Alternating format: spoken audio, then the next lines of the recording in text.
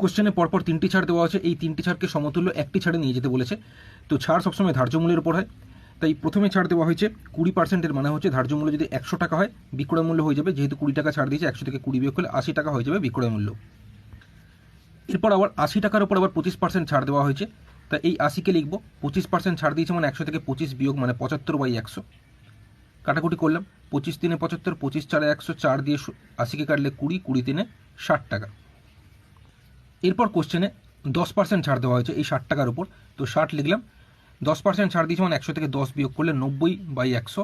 তাহলে উপর নিচে 0 0 কেটে গেল, 0 0 কেটে গেল মানে 6 9 54।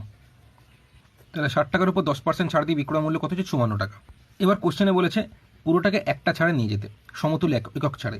তো প্রথমে ধার্য মূল্য আমার ছিল কত? 100 টাকা, আর শেষে বিক্রয় মূল্য কত? 54 টাকা। তাহলে ছাড় কতটা হলো? 100 থেকে 54 বিয়োগ করলে 46 টাকা ছাড়।